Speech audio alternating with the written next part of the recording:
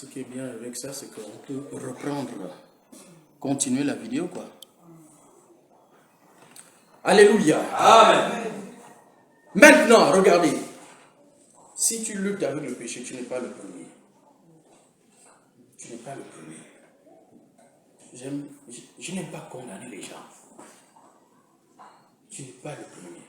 Il y a des hommes, des grands hommes de Dieu qui ont lutté. Romains chapitre 7.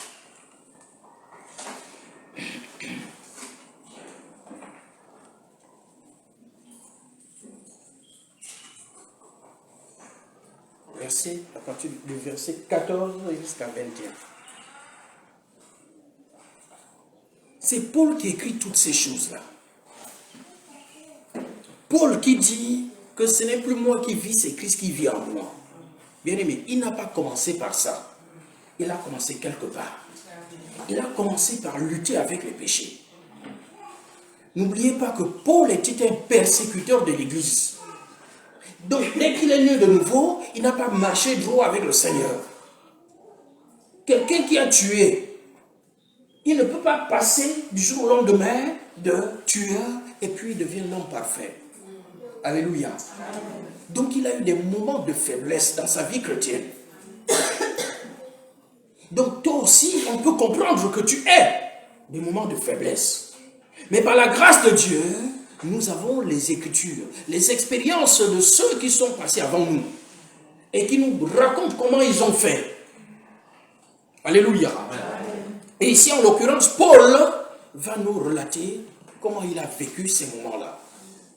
Alors, verset 14, il est écrit, « Nous savons en effet que la loi est spirituelle, mais moi je suis charnel, vendu au péché. » Écoutez bien. Voici un homme. Il nous enseigne dans le chapitre derrière là-bas que le vieil homme a été crucifié. Au verset 6, ce qu'on a lu. Le vieil homme a été crucifié. Il parle de lui-même. Donc mon vieil homme a été crucifié, le vieil homme de tous les chrétiens a été crucifié. Maintenant il se pose un autre problème, c'est qu'il dit « je suis charnel ». Donc il y a autre chose qui rentre en ligne de compte, ma chair. Il dit, je sais que la loi est spirituelle, mais moi je suis charnel. Je suis charnel, mais la loi est spirituelle. Donc, quel est le lien entre la loi et le péché? Mais c'est par la loi qu'on a la connaissance du péché. Alléluia. On a déjà vu ça. C'est par la connaissance. La Bible dit, si on n'avait pas dit, tu ne voleras pas, je n'aurais pas su que voler est un péché. Voyez? C'est l'interdit qui fait le péché. Si on disait non, on n'avait jamais interdit de tuer, on se tuerait sans problème. Personne n'a un problème de conscience. Mais dès qu'on a dit, tu ne tueras pas, tout de suite là, tu as tué. Même toi-même, ta conscience te reproche. Donc, le lien entre la loi et le péché, c'est ça.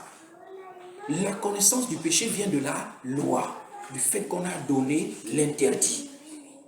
Il dit maintenant, nous savons en effet que la loi est spirituelle. La loi n'est pas charnelle. Elle n'est pas matérielle. La loi. Mais moi je suis charnel, vendu au péché.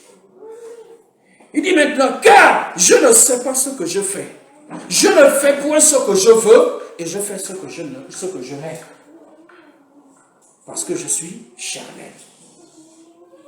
Mais quand Paul écrit ça, il oublie que lui n'est pas charnel puisqu'il est déjà converti.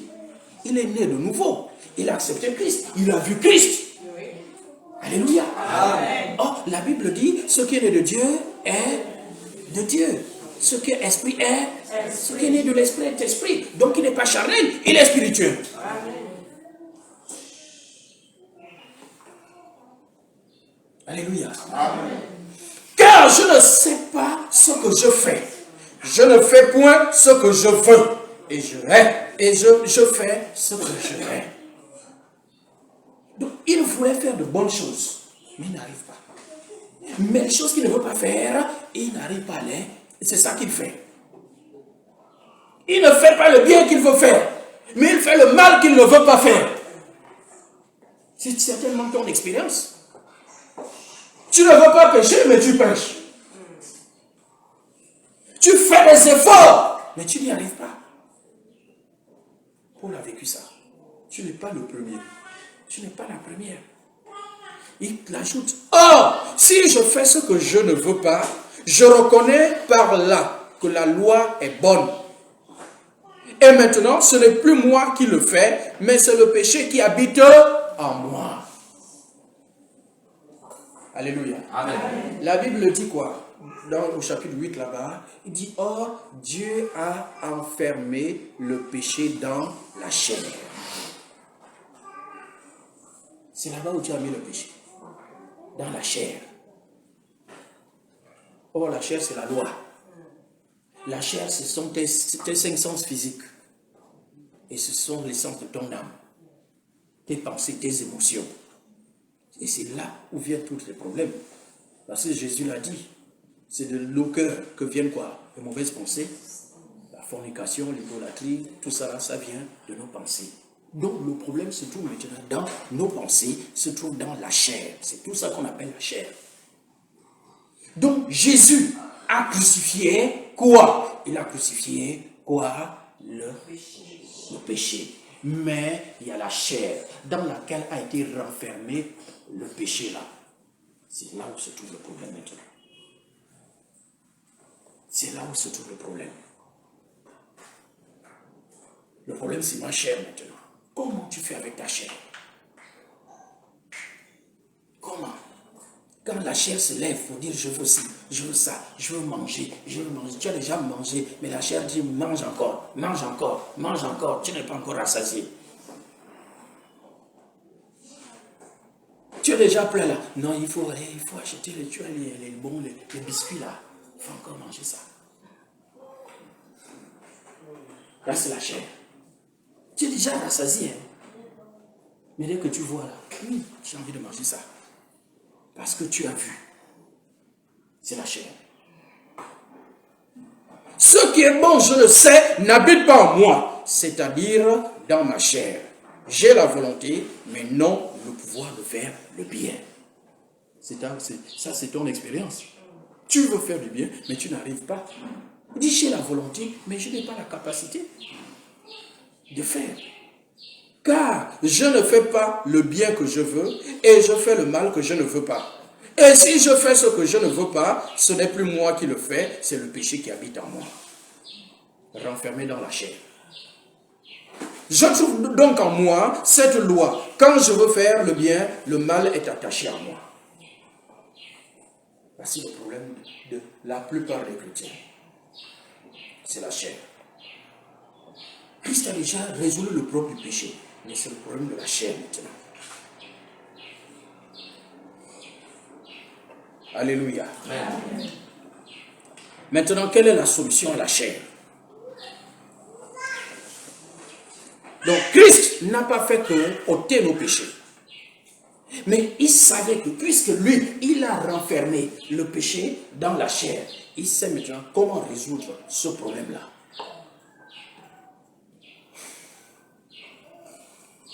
Romains 6. Romains chapitre 6, verset 13.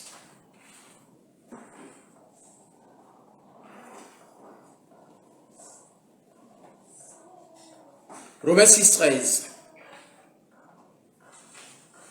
Il dit, premièrement, ne livrez pas vos membres au péché. Première chose, ne livre pas tes membres au péché. Ne livre pas. C'est-à-dire toi-même, volontairement, ne te livre pas au péché.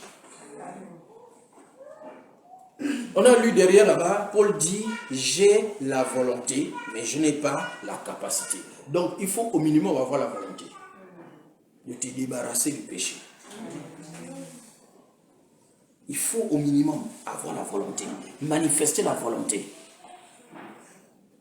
La capacité n'est pas de toi. Ne livrez pas vos membres au péché comme des instruments d'iniquité, mais donnez-vous vous-même à Dieu. Écoute bien, il dit donnez-vous vous-même. Donne-toi toi-même à Dieu. Donne-toi toi-même. Offre-toi toi-même à Dieu. Toi-même. Comme étant vivant de mort que vous étiez. Et offrez à Dieu vos membres comme des instruments de justice. Offrez vos membres à Dieu comme des instruments de justice. Les membres, c'est quoi? C'est ton corps. Les membres de ton corps. Tout ce qui est sur ton corps. Dis offre. Offre-les à Dieu. Mets-les au service de Dieu. Tu n'auras pas le temps de penser à autre chose. Mets tout ton être au service de Dieu. Au service de Dieu. Offrez-vous à Dieu comme des instruments de justice.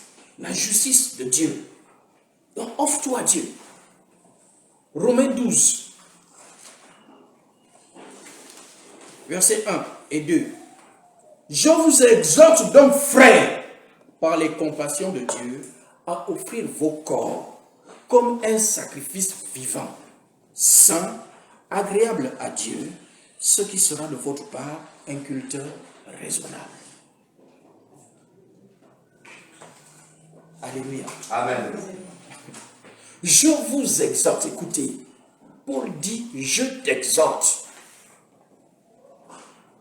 par les compassions de Dieu, à offrir ton corps comme un sacrifice, comme Christ s'est offert en sacrifice. Amen. Donc là, il y a le sacrifice. Il y a le sacrifice. Donc il faut arrêter de dire Dieu va faire. Dieu va faire. En son temps, il va faire. La chair est faible. Camarade, tu auras la chair là, la chair que tu dis qu'elle est faible là, tu l'auras jusqu'à la mort. Donc si tu continues à dire la chair est faible, ça veut dire qu'elle sera plus faible que quand tu seras mort. Ça veut dire que tu vas vivre éternellement jusqu'à la mort dans le péché. Si la raison, c'est que ta raison, c'est la chair est faible. Et Dieu qui a écrit tout ça, il savait que la chair est faible. C'est d'ailleurs lui qui a écrit ça. Il savait Dieu, c'est que la chair est faible. Il dit offre-toi. Offre-toi. Offre tes membres à Dieu. Comme un sacrifice, comme Christ s'est offert en sacrifice. C'est ça la croix aussi. Tu dois vivre la croix. Amen. La croix, c'est la souffrance aussi. Amen. La croix, c'est le sacrifice de soi. Amen.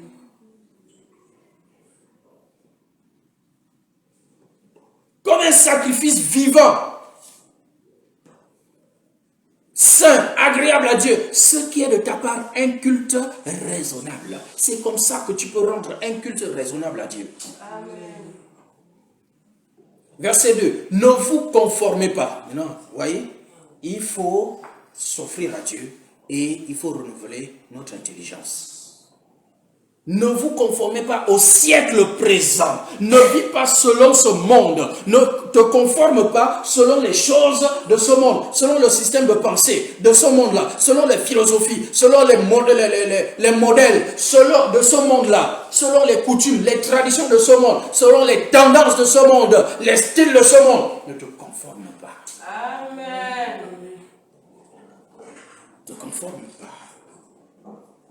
Mais soyez transformés par le renouvellement de l'intelligence afin que vous discerniez quelle est la volonté de Dieu.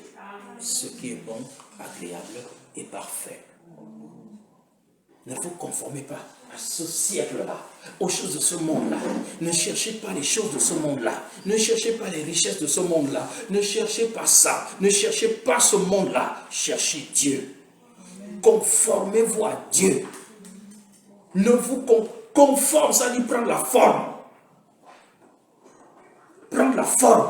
Rentrer dans le moule de ce monde-là. Et dès que tu rentres dans le moule de ce monde-là, tu prends aussi la forme des gens de ce monde. Le moule, on met la pâte et puis on met dans le four. Quand le gâteau sort, il a pris la forme du moule. Dieu dit, ne rentre pas dans le moule de ce monde-là. Sinon, tu vas sortir de là avec la même forme que tous les gens de ce monde-là. Il dit, laisse-toi transformer. Toi-même, laisse-toi transformer. Laisse que la parole de Dieu te pénètre et te transforme.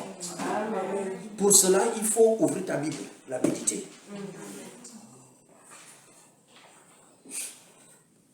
Et c'est alors que tu vas pouvoir discerner ce qui est la volonté de Dieu, ce qui est bon, ce qui est agréable, ce qui est parfait devant Dieu. Amen. Alléluia. Hébreux 12, verset 4. On va vers la fin. Les gens commencent à gémir. Hébreux 12, 4.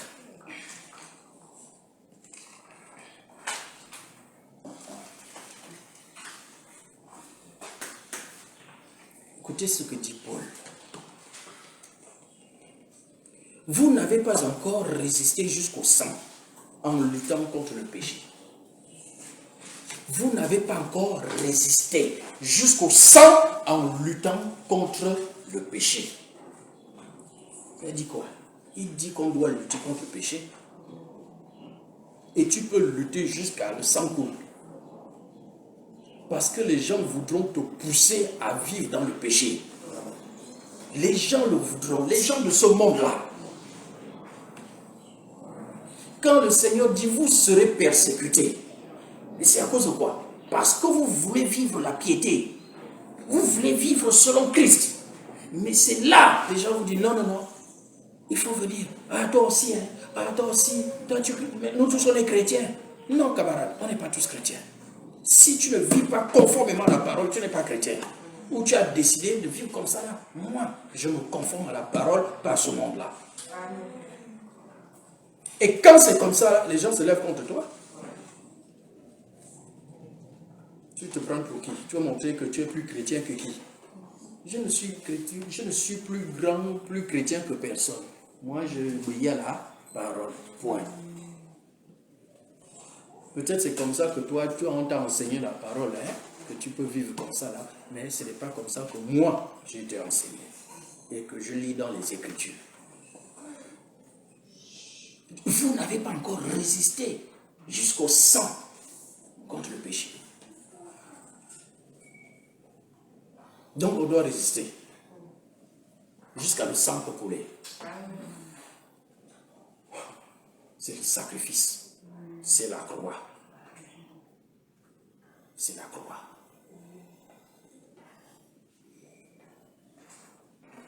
« 1 Corinthiens 9.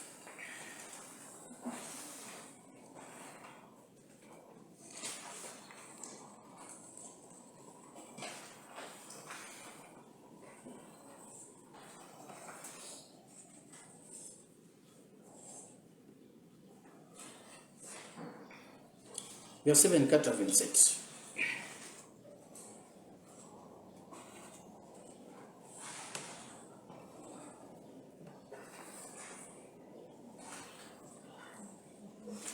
« 1 Corinthiens 9, versets 24 à 27. Ne savez-vous pas que ceux qui courent dans le stade courent tous, mais qu'un seul remporte le prix? Courez de manière à le remporter.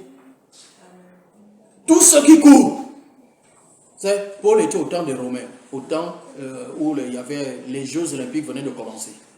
C'est de ça dont il parle. Il prend l'image des Jeux Olympiques. Les gens qui courent là, ils courent pour remporter le prix. Il dit, vous donc courez pour le remporter. Mais il y a un seul qui remporte. Donc toi, tu dois courir pour remporter le prix. Vous êtes nombreux. Vous courez tous pour un prix. Et c'est une seule personne qui aura ce prix-là. C'est le premier. Il dit courez pour le remporter. Courez pour être le premier. C'est ce que ça veut dire. Courez pour être le premier. Donc faites tout pour le salut.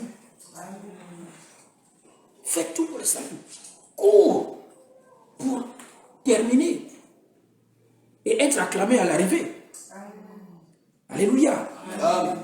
Tous ceux qui combattent s'imposent toute espèce d'abstinence. Écoutez, Tous ceux qui combattent s'imposent toute espèce d'abstinence et ils le font pour obtenir une couronne corruptible. Tous les grands sportifs là, ils font tout, ils s'entraînent dur. Tout ça c'est pourquoi? Pour les biens de ce monde-là, une couronne corruptible. Regardez les grands sportifs, il y a des grands footballeurs, dès qu'ils terminent sa carrière, il est ruiné par une femme. Oui. Il épouse une femme, après quelques temps, elle fait tout pour chercher le divorce. Elle accuse le mari, et puis on prend tous les biens, on donne à la femme. Toutes les richesses, on donne à la femme. Donc toute sa carrière là, dans l'eau, il devient pauvre. Ils sont nombreux comme ça, les grands footballeurs. Regardez comment l'homme s'est battu. Il s'est battu pendant 10-15 ans pour être un footballeur professionnel. Il a gagné de l'argent, mais à la fin, il ne peut pas en jouir. C'est ça une couronne corruptible. Il a obtenu une couronne, mais qui a été corrompue. Il ne bénéficie pas. Il dit, Paul nous dit maintenant, nous. Mais nous faisons-le pour une couronne incorruptible. Battons-nous pour une couronne incorruptible, pour obtenir la récompense au ciel.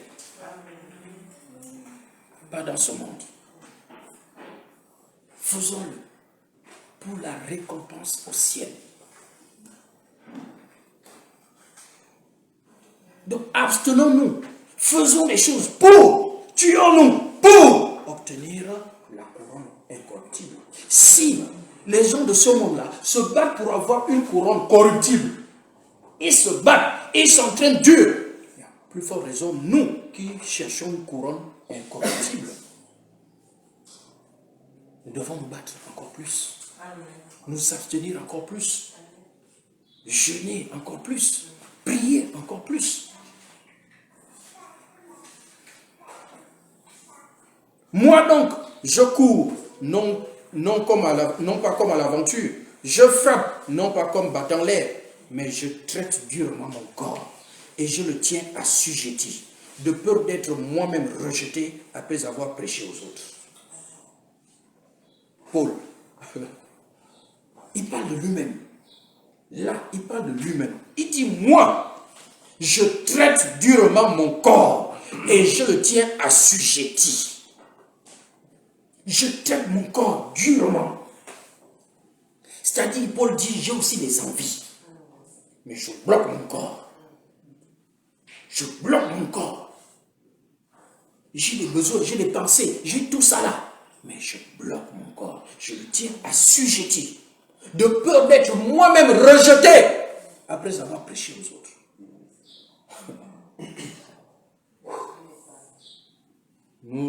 Nous qui prêchons là,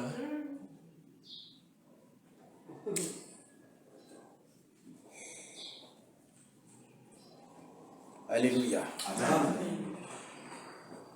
Nous devons traiter durement nos corps. Nous devons traiter durement nos corps. C'est le sacrifice. Le sacrifice de la croix. C'est ça.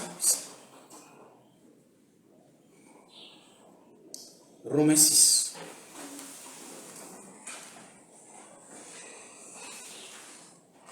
Verset 19.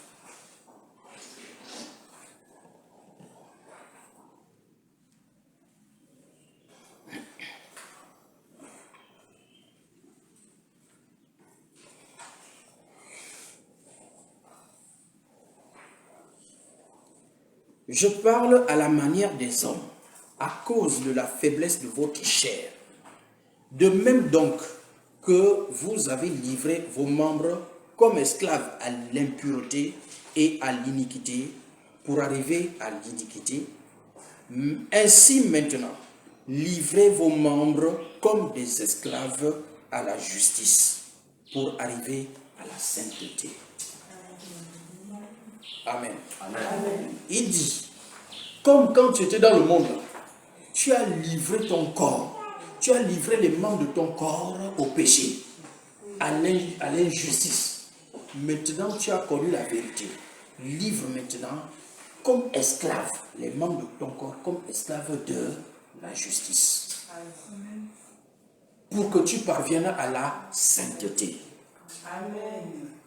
Pour arriver à la sainteté, livre exactement comme, regardez, Paul, le zèle qu'il avait lorsqu'il était un judaïste, un juif. Lorsqu'il était juif là, regardez le zèle qu'il avait pour combattre l'église. Et lorsqu'il est venu à Christ, il a déployé le même zèle pour gagner les âmes à Christ. C'est pourquoi il nous dit maintenant, nous aussi, comme on a livré nos corps, comme on s'est livré au péché lorsque nous étions dans le monde là, maintenant on fait l'inverse. On livre nos corps, non plus au monde, mais à la justice de Dieu. Amen. À faire du bien, pour être saint, pour parvenir à la sainteté.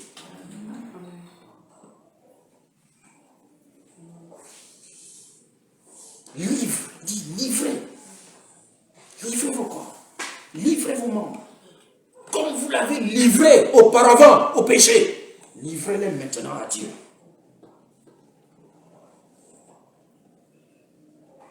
Et le dernier point, c'est Sion. On a vu Sion. Pour sortir des péchés qui te troublent là, il faut aller à Sion. Il faut aller à Sion. Il faut vivre dans Sion. Demeurer dans Sion. Il faut aimer la présence de Dieu. Quand tu vis dans la présence de Dieu, la sainteté de Dieu vient sur toi.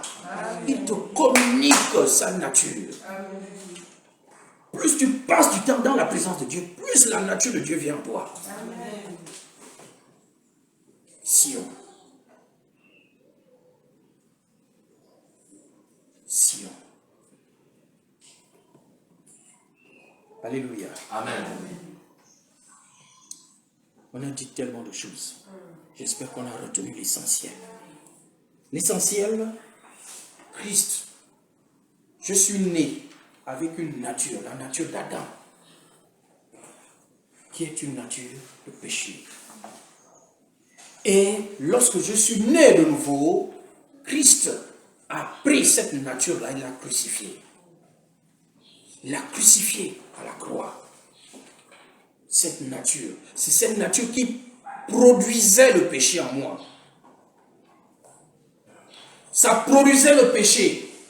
Mais puisque cette nature a été crucifiée, alors ça ne produit plus le péché. Maintenant, puisque Dieu a renfermé le péché, les péchés dans la chair, c'est cette chair qui me pose problème maintenant. Et Dieu dit maintenant, voici la solution à la chair. Dans Galates, je crois 2,24, il dit qu'il faut crucifier ceux qui sont à Jésus-Christ, ont crucifié la chair avec ses passions et ses désirs. Crucifié. Et il dit, c'est à toi de crucifier. Christ a crucifié l'arbre. Maintenant, ceux qui restent là, à toi de les crucifier. Et tu les crucifies comment? En te livrant à Dieu. Livrer ton corps, livrer tes membres à Dieu. En luttant avec le péché.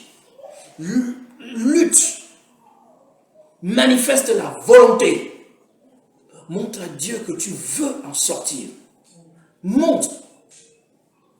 Pas seulement en disant, Seigneur, je ne veux pas. Je ne veux plus de ça. Mais en luttant. En luttant. Les pensées viennent, je combats les pensées. Je refuse les pensées. Je refuse.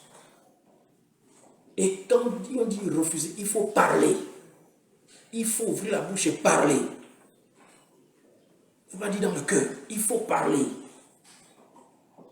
Ouvre ta bouche et dis, je ne veux plus de toi, mensonge. Je ne veux pas mentir, c'est fini, je suis à Jésus. C'est comme ça. Et dernière étape, Sion. La présence de Dieu. La présence de Dieu. Alléluia. Amen. On peut se lever.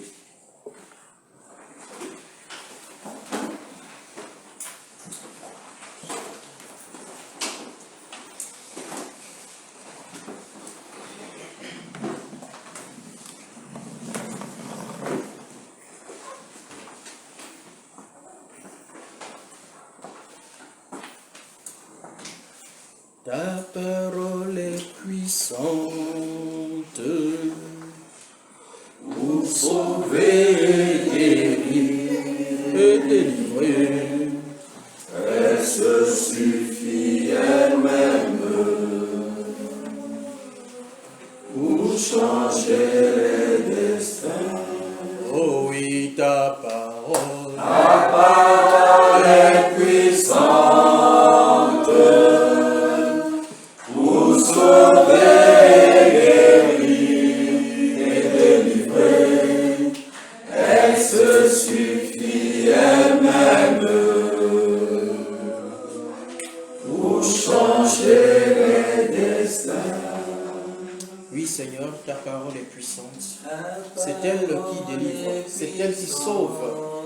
Elle est puissante, Seigneur, pour nous transformer, nous sauver, nous guérir, transformer nos vies. Merci, Seigneur, pour ta parole ce matin, Seigneur. Merci, oh Dieu, parce que je crois, oh Dieu, qu'elle a trouvé dans nos cœurs des terres fertiles, disposées, bien disposées pour recevoir cette semence. Que cette semence agisse en chacun de nous. Oh Dieu, oui Seigneur, les temps sont mauvais et nous ne voulons plus, Seigneur, nous ne voulons pas vivre, oh Dieu, les affres du diable. Oh Seigneur, que cette parole produise, porte du fruit en chacun de nous. Que nous la mettions en pratique comme tu as dit, Seigneur. Tu as dit dans ta parole, Seigneur, mettez en pratique la parole.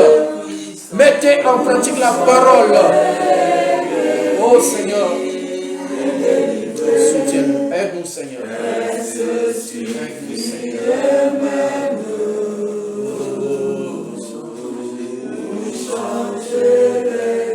Bien-aimé, tu vas parler selon ton cœur.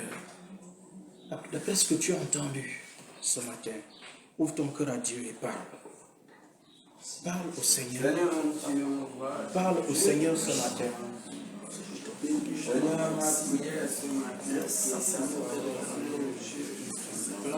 Parle au Seigneur ce matin.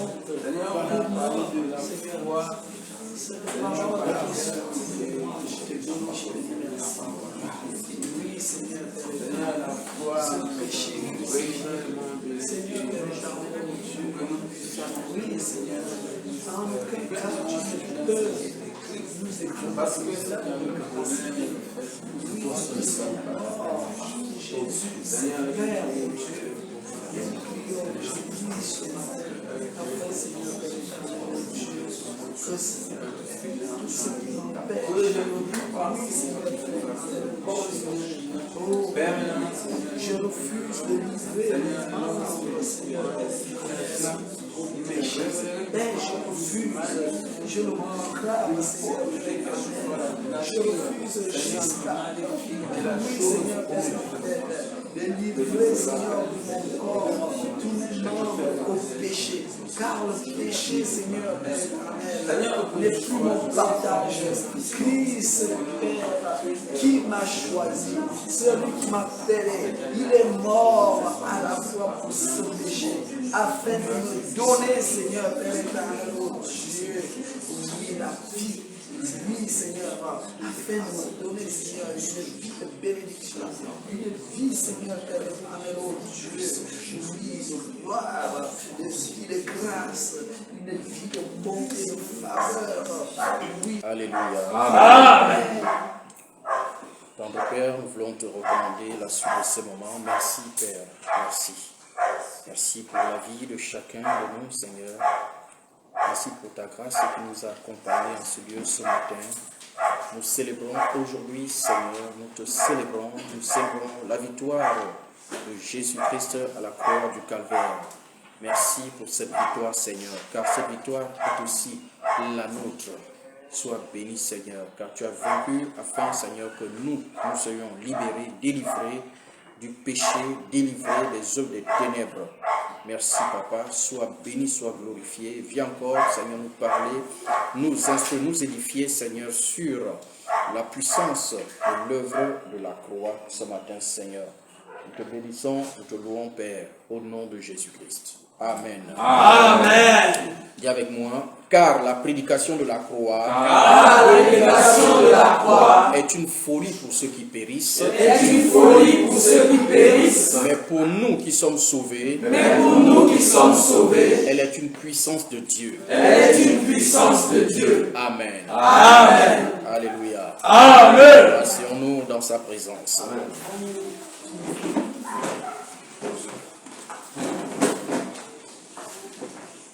Goûtons. Richard. Ça.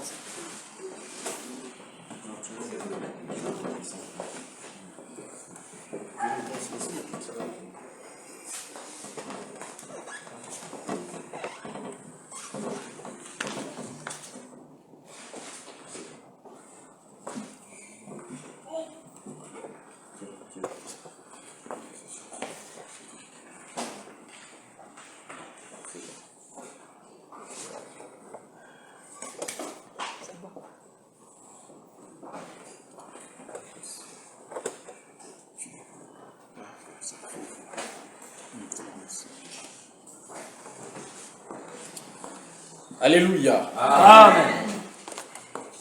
Nous allons commencer par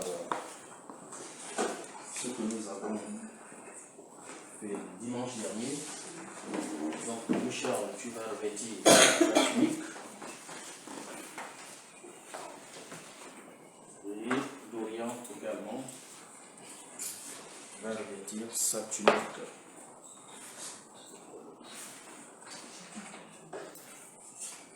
Alléluia. Amen.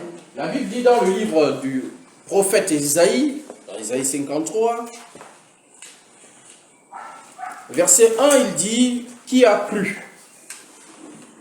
Qui a cru à ce qui nous était annoncé et qui a reconnu le bras de l'Éternel. Ésaïe est en train de prophétiser sur l'œuvre de la croix, sur la mort de Jésus-Christ et ses conséquences à la croix. Ses bénéfices pour nous. Et il commence par poser une question. Dit, qui a cru? Il dit, qui va oser croire à ce que je vais dire? Qui va oser croire? Ésaïe en son temps, 700 ans avant Jésus, Dieu lui donne la parole, annonce, parle. Mais vous savez, quand les prophètes de l'Ancien Testament prophétisaient, ils ne savaient pas qu'ils ne parlaient pas pour eux. Ils parlaient, c'est pour notre génération. Pour la fin des temps. Nous sommes arrivés à la fin des temps. Et on lui dit, il ne savait pas que c'est pour la fin des temps. On lui dit prophétise seulement. Dieu lui dit parle. Parle. Et il parle. Il dit, qui a cru à ce qui nous était annoncé? Qui a reconnu le bras de l'Éternel? Dans ce que je vais dire tout de suite là, qui va oser le croire? Qui va oser croire ce que je vais dire là? Il avait déjà annoncé, la jeune fille sera enceinte. La jeune fille sera enceinte. Quand il a dit ça là, les gens ont dit à Isaïe, Isaïe, tu es fou. Parce que eux, quand ils disent la jeune fille là-bas, c'est une fille vierge. Mais comment une fille vierge peut-elle tomber enceinte? C'est une folie. C'est pourquoi la Bible dit la prédication de la croix est une folie. Une folie pour ceux qui périssent. Donc pour ceux qui ne comprennent pas, pour ceux qui ne sont pas nés de nouveau, pour ceux qui ne voient, qui n'ont pas la foi de voir les choses spirituelles. Alléluia. Amen. Qui a cru à ce qui nous était annoncé? Qui a reconnu le bras de l'Éternel? Qui a reconnu que derrière ce qui va se passer à Golgotha là-bas, il y a le Père lui-même, Dieu. Qui a reconnu le bras? Qui a reconnu la main de Dieu? Qui a reconnu que c'est Dieu qui est à l'œuvre quand on a attrapé Jésus-Christ et a l'amené à la croix pour être crucifié? Qui a cru que c'est Dieu qui opère? Tous ceux qui étaient à la croix, là, autour de la croix, tous, personne n'a cru. Personne, même les disciples de Jésus. C'est pourquoi ils ont tous fui. Tous, il n'y a que Jean qui est resté. Et Jean est resté par amour pour le Seigneur. Il n'est pas resté parce qu'il croyait que Jésus va ressusciter.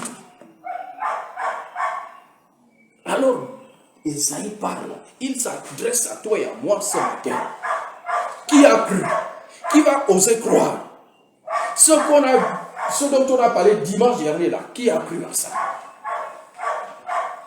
À Bimongo, j'ai prêché ce message-là, sans montrer les images comme ça là. Premier jour, j'ai prêché dans une famille. Je suis parti. Après, j'ai dit aux gens, non, vous êtes guéris. Il n'y a plus de maladie là. Si vous croyez simplement, vous êtes guéris. Je suis parti. Et quand je vais à la maison, Dieu me dit non, la prochaine fois il faut revenir. Il y a des gens qui n'ont pas cru. Il y en a qui n'ont pas cru et il y en a qui n'ont pas compris. Il faut revenir. La Bible dit, dans la parabole du semeur, quand la parole sort, ceux qui ne comprennent pas, le diable vient, il enlève. Et donc, il ne peut pas vivre la parole. Dieu me dit, il y en a qui n'ont pas compris. Il faut recommencer la prochaine fois. La prochaine fois, je suis reparti, j'ai repris la croix, la même croix. J'ai repris ça. Et quand j'ai fini, il y a une sœur qui a levé la main et dit, moi, quand tu parlais simplement, j'ai senti, moi j'ai toujours des mots de tête, mais j'ai senti quelque chose sortir de ma tête. Et depuis lors, plus jamais de mots de tête. C'est une affaire de quoi? Qui a cru? C'est une affaire de qui a cru. C'est pourquoi Isaïe commence par ça. Verset 1. Qui a cru? Après, il va dérouler. Qui a cru à quoi? Il va parler. Qui a reconnu le bras de l'Éternel?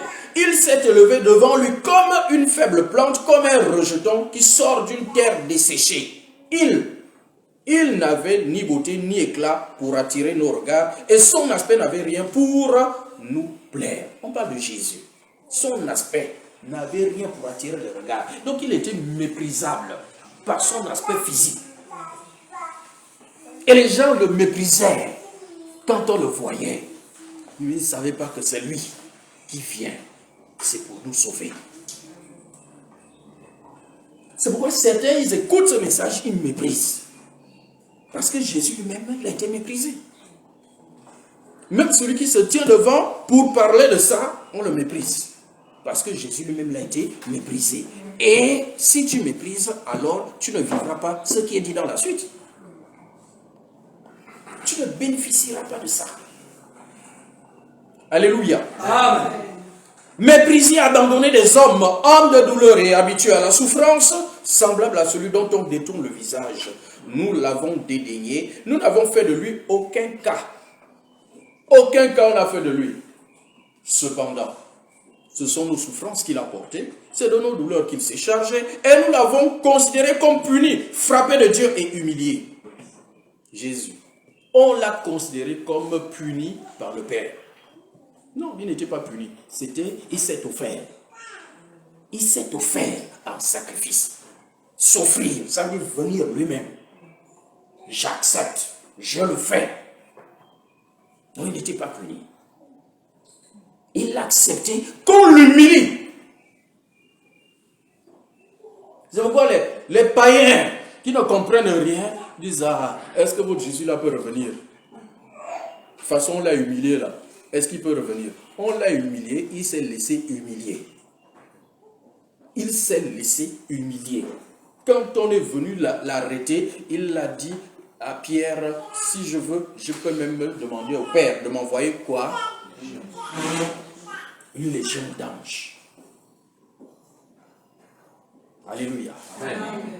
Lui-même, il a dit. Il y a toutes les réponses aux questions que les gens se posent sur Jésus. Toutes les questions sont dans la Bible. Toutes les réponses. Toutes. Est-ce qu'il peut revenir? Oui, il peut revenir. Et il va revenir. Façon qu'on l'a humilié? Oui. Façon dont il s'est laissé humilier. C'est ça qu'il s'agit. Quand le verset, tu balances. Il a dit, il peut dire au Père, lui envoyer une légion d'anges. 12 légions d'anges. S'il ne voulait pas être humilié. Mais comme il voulait, il est venu pour être humilié. Qui a cru donc? Qui a cru et qui a reconnu le bras de l'Éternel? Mais il est blessé, il était blessé pour nos péchés, brisé pour nos iniquités. Le châtiment qui nous donne la paix, toi qui n'as pas la paix, il dit, le châtiment qui te donne la paix est descendu, est tombé sur Jésus. Le châtiment qui te donne la paix est venu sur Jésus. Toi qui n'as pas la paix là, il dit, tu dois avoir la paix parce que Jésus-Christ, il t'a donné sa paix. Jésus a pris tout ce qui te trouble, qui fait en sorte que tu n'aies pas la paix. Jésus a porté ça. Alléluia. Et nous avons vu dimanche dernier, on va le faire. Donc il faut bien ouvrir le cœur, c'est pourquoi j'ai repris ça, j'ai demandé à repartir sur toi pour que tu crois, que tu vois. Voici l'homme. L'homme, tout homme venu sur la terre. Comme ça. Pourquoi? Parce qu'il a péché. Parce que quoi? Il a hérité d'Adam et Ève. Il sort d'Adam et Ève. Le premier homme, nous sommes tous des descendants d'Adam et Ève. À cause de cela et du fait que Adam et Ève aient péché, j'ai déjà... Ok. À cause donc du fait que nous descendons d'Adam et Ève et du fait que Adam et Ève aient péché. Voici, nous avons péché avec Adam. Pareil, le même péché. Même si tu n'as pas mangé l'arbre de la connaissance du bien et du mal, mais tu hérites des conséquences de cet arbre-là.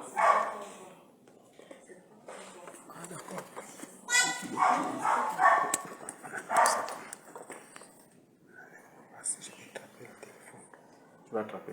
Ok. Attrape le téléphone.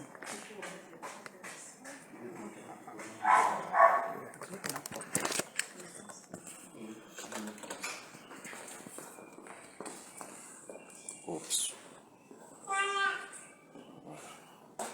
Ok, c'est bon. Tout homme, qu'il soit blanc, noir, métis, albinos, jaune, vert, bleu, tout homme, musulman, chrétien, bouddhiste, alléluia, c'est comme ça que nous le sommes. Quand je dis chrétien, non né de nouveau, je précise, chrétien, tu es né d'une famille chrétienne. Tu te dis chrétien parce que papa est chrétien, maman est chrétienne. Si tu n'as pas reçu Jésus-Christ comme sauveur et Seigneur, tu es comme ça. Tu es né avec un vêtement comme ça là. Vêtement de condamnation. Les malédictions sont pour toi. Les maladies sont pour toi. La pauvreté est pour toi. Le péché est pour toi. Et si tu n'acceptes pas Jésus, c'est la mort. Il va s'en suivre. Déjà spirituellement, tu es mort. Parce que tu n'as aucun lien avec Dieu. Aucun. Tu ne connais pas Dieu. Aucune relation avec Dieu. Même si tu dis tu connais Dieu. Parce que tu as entendu parler. Ou parce que tu vois la nature. Ça ne fait pas de toi quelqu'un qui connaît Dieu. Qui connaît Dieu. Le verbe connaître ne signifie pas avoir entendu parler. Connaître, c'est avoir une intimité. Amen. Alléluia. Amen. Donc, tu as beau, entre griffes, connaître Dieu, sans l'intimité avec lui, tu es mort spirituel. Tu n'as jamais reçu Jésus comme son sauveur et Seigneur, ton sauveur et Seigneur, tu es comme cet homme-là. Tu es revêtu de ce vêtement. Tout homme né sur la terre d'un homme et d'une femme porte ce vêtement. C'est pourquoi Dieu envoie un jeune homme, un homme qui, lui, ne porte pas le même vêtement. Parce qu'il n'est pas né d'une relation entre un homme et une femme. Il n'a aucune malédiction. Aucune maladie ne l'a affecté. Lisez toute la Bible, on n'a jamais entendu que Jésus était malade un jour. Un jour, il est arrivé chez Pierre. Et puis, la Bible dit, la belle-mère de Pierre était couchée, souffrant de la fièvre. Alléluia. Amen. Et puis Jésus a dit, lève-toi. Laissez lever. La maladie est partie. Alléluia. Amen. Il est comme ça. Son vêtement est tout blanc. Vêtement de gloire. Amen. C'est Dieu lui-même. Quand le monde spirituel le voit, il dit non, il y a un homme extraordinaire qui est arrivé sur la terre. Tous les autres ont ça. Mais lui, il est le seul à avoir ça. Le seul sur la terre à avoir ça. Tout le reste, tous les hommes qui étaient sur terre en ce temps-là, portaient ce vêtement. Tous. Jésus. C'est pourquoi le diable envoie. Parce que le diable voit le vêtement que lui porte. Le diable le reconnaît. Il dit, celui-là, il faut que je le gagne. Il faut que je le tue. Parce que il risque de faire des choses extraordinaires. Il n'a pas le même vêtement que les autres. C'est quoi cette histoire-là? Je ne peux pas l'attaquer. Je ne peux pas la voir. Pourquoi? Parce qu'ils n'ont pas le même vêtement. Si tu portes ce vêtement, le diable va t'avoir facilement. Tu es la proie du diable. Ce qu'il veut faire de toi, il va faire. Mais il ne peut rien faire, strictement rien, à celui qui porte ce vêtement. Alors, le diable va tout faire pour éliminer cet homme. Il va chercher à éliminer Jésus. Mais croyant que c'est son plan, comme c'est le plan de Dieu. Alléluia. Amen. Vous savez, parfois le diable fait les choses, c'est Dieu qui est en train de le pousser. Il fait bêtement, il ne sait pas que c'est Dieu qui le pousse. Et ce jeune homme-là, quand il vient sur la terre là, il va commencer à guérir les malades. Relever les paralytiques. Prendre les péchés des hommes. Comme on a vu dimanche dernier, la femme adultère. Il a dit, moi non plus, je ne te condamne pas. Va, tu ne pêches plus, tu es pardonné. Alléluia. Amen. Donc cet homme, il va commencer à prendre les malédictions, les maladies, la pauvreté, la richesse, la mort des hommes. Au fur et à mesure qu'il avance, son vêtement perd sa valeur, perd sa couleur. Parce que ça, c'est le vêtement du péché. Et comme lui prend les péchés, alors le vêtement aussi prend la saleté. Alléluia. Amen. Et quand il aura fini, et il enlève ce vêtement à cet homme, à toi, qui n'a pas encore reçu Jésus, et Jésus-Christ va se retrouver avec ce vêtement.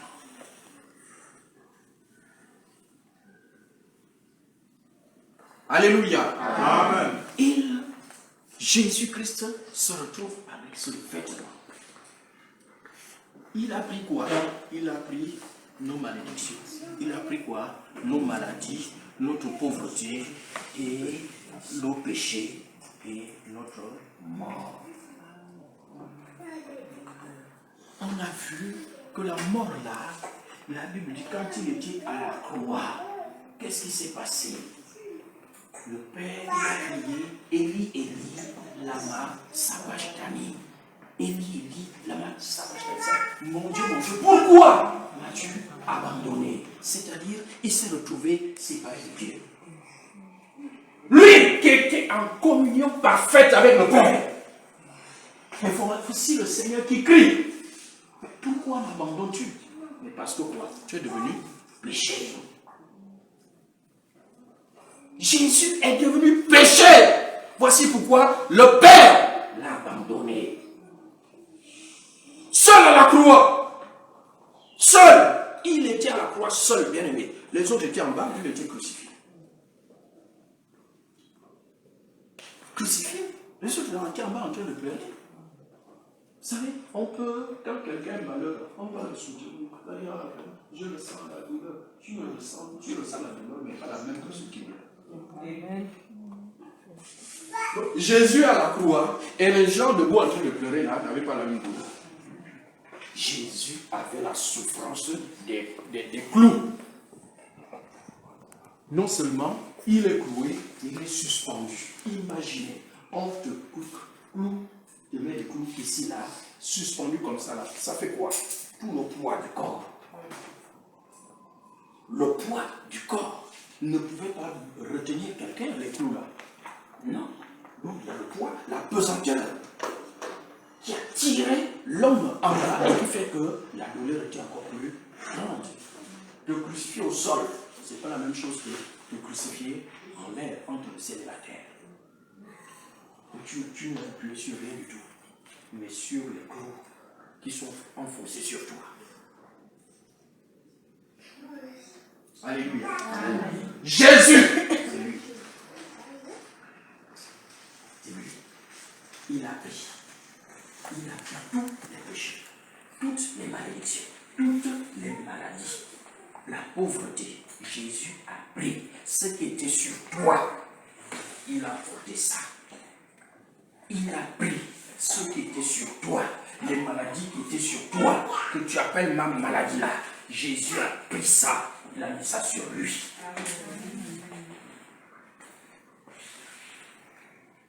Ce n'est plus ta maladie. Ce n'est plus ta maladie. Jésus a porté ça pour que toi tu ne les portes plus. Amen.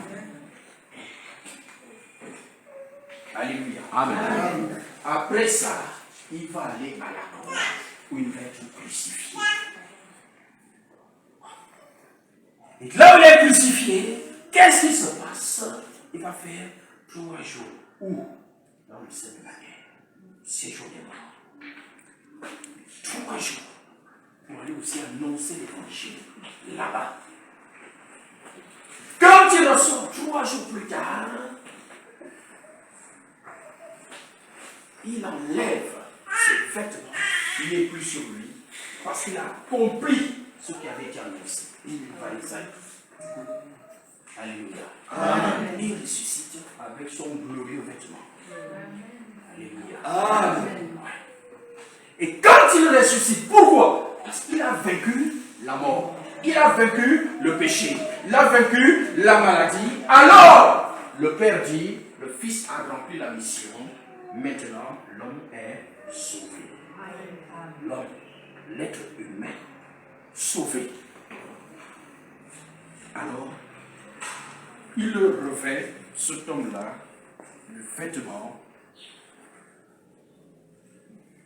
le vêtement du salut. L'homme ancien, c'était avec ça. L'homme nouveau, il a ça.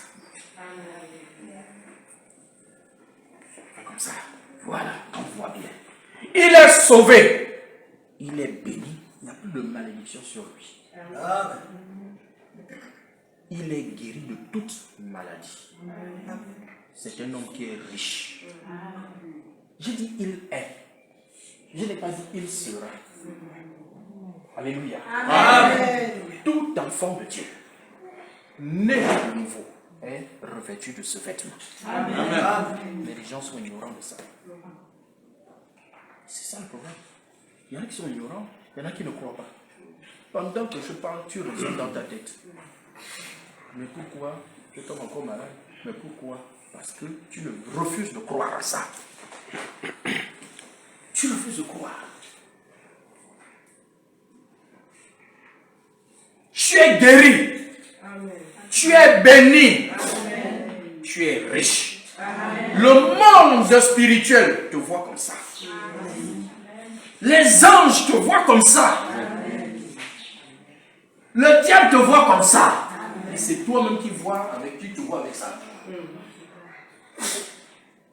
Toi-même, avec tes yeux, là, toi tu te vois comme ça. Pourquoi? Parce qu'en même temps, lorsque tu portes ça, tu nais avec ça, Satan, là où tu nais, ta famille, la société où tu vis, etc. Voici. On te dit, voici comment on vit ici. Là. Voici comment Dieu est. Voici chez nous comment on conçoit Dieu. Voici comment on prie Dieu chez nous. Voici. Chez nous, on ne nous fait pas ça. Chez nous, on fait comme ça. Chez nous, on fait comme ça. Donc, on a fait quoi? On a modelé ton système de pensée. C'est ce système de pensée-là qui te trouble. La façon de penser, c'est ça qui fait que tu vois encore que tu es revêtu de ça. C'est ça. Ton système de pensée, tes traditions, tes coutumes, c'est ça là. Et ça t'empêche de voir que tu portes ça au lieu de ça. C'est ça. J'ai remarqué, les gens souvent, même les chrétiens, pas les gens, les chrétiens, quand ils parlent en français, ça va. Dès qu'il y a quelque chose qui le dépasse, il s'énerve, il passe en langue. Il s'est pouné, il passe en pouné. Dès que je vois quelqu'un qui sort, je sais que voilà, il va tomber. La chair est montée. Pourquoi? C'est nos traditions. Nos traditions. J'ai grandi au village, on insultait en langue comme ça. Comme on a du mal à traduire ça en français. Alléluia. Ça coule en langue. Là, j'observe les gens. Dès qu'elle passe en langue, elle sait que, hey, la chair. La chair. C'est ça, nos traditions. C'est pas que nos langues ont un problème. Non, mais on a grandi dans un système de pensée. On a grandi avec un certain langage. Et le français ne traduit pas toujours bien.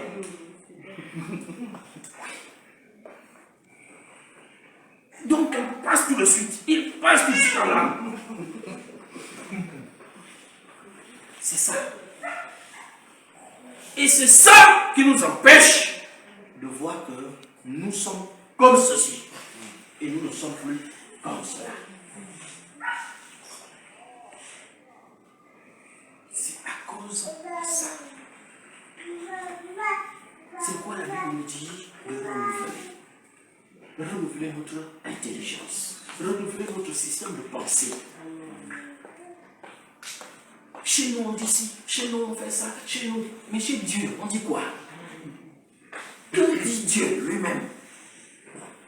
Lui qui nous a donné la notice, la Bible, pour savoir quelle est sa volonté. C'est Dieu. Donc, mais en réalité, tu as ça. Tu es revêtu de ce vêtement de gloire. Amen. Ce vêtement de salut. Amen. Où tu es béni, tu es guéri. Il n'y a aucune maladie en toi. Amen. Aucune. C'est comme ça que le monde spirituel te voit.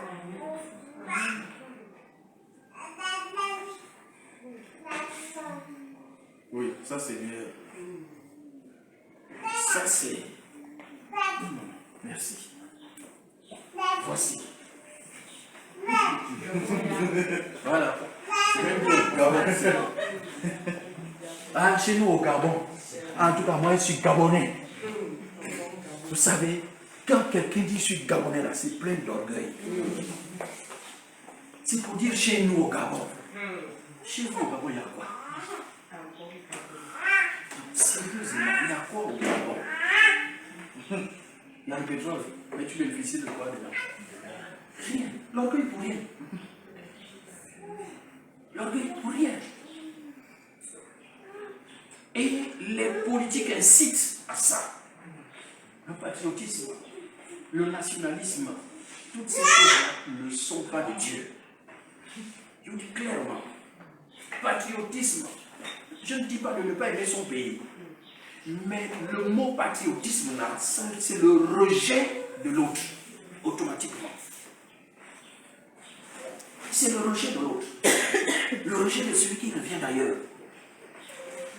Aime ton pays, mais ne rejette pas l'autre. Tu es obligé de rejeter le frère qui revient de l'Afrique de l'Ouest ou l'Occidental. On n'a pas besoin. La Bible dit vous avez aussi été étrangers. Donc ne rejetons pas les étrangers. Si, regardez, bien aimé, si nous sommes enfants de Dieu, nous sommes du royaume. Ça veut dire que nous sommes étrangers ici au Cameroun. Ne rejetons pas les autres. C'est le monde qui doit nous rejeter. Et c'est pourquoi Jésus a dit justement que le monde ne va pas vous aimer, puisque vous n'êtes pas de ce monde. Donc un chrétien ne pourra pas rejeter l'autre, puisque c'est lui l'étranger. Ce sont les choses qui dérangent la vie chrétienne, qui font que tu n'avances pas, parce que regarde, tu ne te vois pas comme ça, à cause de ça, et tu te vois comme ça.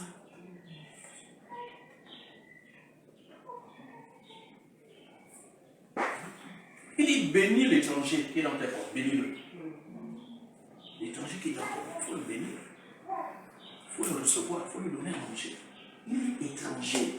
Quand on était au village, c'est pas ce qu'on faisait. Dès que quelqu'un revient d'ailleurs, on l'accueille bien. On lui sert à manger au corps de garde, il mange. Il est étranger. Et quand on est venu à Libreville, là, la vie est dure. Il ne faut pas donner à manger à tout le monde. Non, bien aimé, nous sommes enfants de Dieu. Vous voyez qu'il y a des valeurs. Nous avons des valeurs dans nos traditions. Nous avons des valeurs. Donc, il ne faut pas écouter les gens qui disent que non, nous on a des valeurs. Mais les valeurs là sont dans la Bible. Toutes les bonnes valeurs qui sont dans nos traditions sont dans la Bible. Toutes. C'est pourquoi on ne rejette pas tout. Il y a des choses qu'on rejette, qui sont anti-bibliques. On accueille un étranger. Il est même de passage, il est fatigué, il vient, il s'arrête. On lui sert à boire. S'il y a à manger, on lui donne un morceau de banane. Ce sont nos valeurs. Et aujourd'hui, ceux qui disent revenons à nos valeurs, là, ils font ça. Non. Ils font souvent le bruit dans les réseaux sociaux, c'est tout. Ils font souvent le bruit. Moi, j'ai l'habitude de poser, toi qui dis revenons, tu es initié à quoi? Ah, je ne suis pas initié. Mais tu demandes aux gens de revenir à quoi? Sorcier. Alléluia. Amen. Te voici, bien-aimé. Maintenant, Dieu te dit, il faut enlever ça. Et puis tu mets ça. Amen. Ça, c'est ta patrie. La maison de ton père. Ton pays. C'est ça. Ça, c'est le royaume des cieux. Amen. Les pensées du royaume. Amen. Les vertus du royaume. C'est ça. Et cette vertu-là, c'est dans la Bible. Amen. Ouvre ta Bible. Étudie ta Bible. Vis conformément à ta Bible. Amen. Dès que tu as ça, tu auras aussi ça. Amen. Et que tu as ça, tu vivras aussi ça. Amen. Amen. Tu vivras ça. Tu verras que tu es sauvé. Tu ne passeras plus le temps à culpabiliser. Amen. Parce que la Bible te dit tu es sauvé. Amen. Alléluia. Amen. Amen. Tu es béni. Il n'y a aucune malédiction dans ta vie parce que tu es déjà béni. Amen.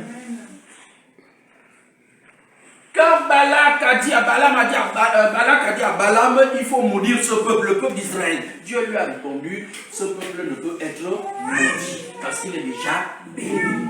Donc quelqu'un qui est béni ne peut plus être maudit. Amen. C'est dans ta tête les malédictions que tu dis là.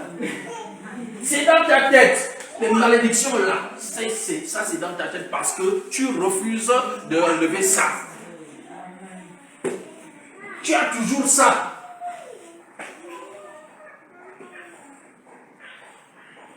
Alléluia. Amen. Regardez, on a vu que la maladie là, les maladies, on a dit, Jésus-Christ, qu'est-ce qu'il a fait? Il a pris les maladies, il les a portées sur lui. Il a payé le prix pour toi.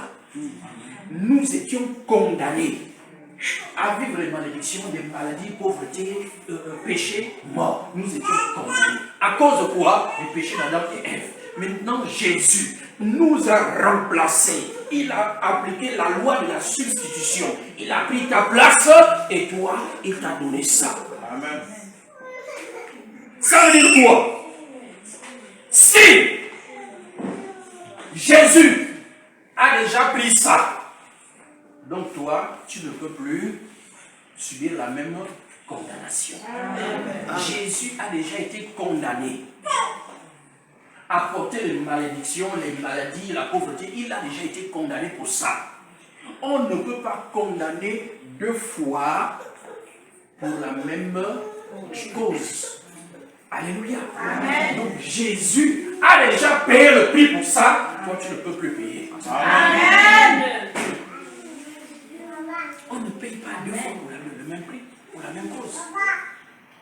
Une seule fois. Et Jésus a payé. C'est bon, tu es libre. Tu es libre. Tu es libre de la maladie. Tu es libre de la malédiction. Amen. Tu es libre de la pauvreté. Amen. Bien-aimé, pour prendre possession de ça, c'est la foi. Amen. Le renouvellement de l'intelligence. Amen. La foi, le renouvellement de l'intelligence. Ce matin, nous allons voir maintenant, première chose, comment faire pour entrer ici, là, pour nous débarrasser du péché. Comment Jésus a fait pour qu'on soit débarrassé du péché. Alléluia. Amen. Amen. Jésus-Christ a crucifié. Le thème de ce matin, partie 3, notre série, c'est le péché crucifié. Amen. Alléluia. Amen. Amen. Asseyez-vous. On rentre dans le message de ce jour. Tous les dimanches, je vais reprendre ça, cette scène-là. Il faut que ça rentre bien. Amen. Amen.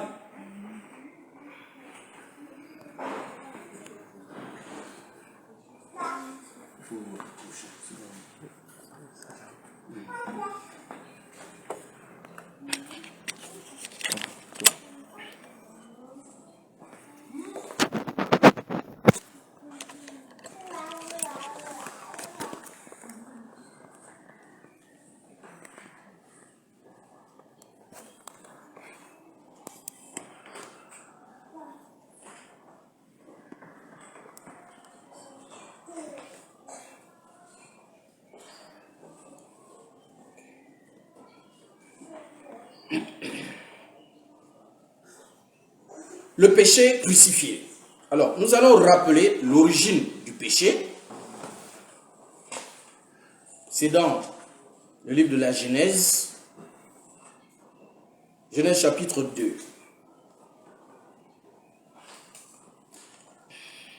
Versets 16 à 17.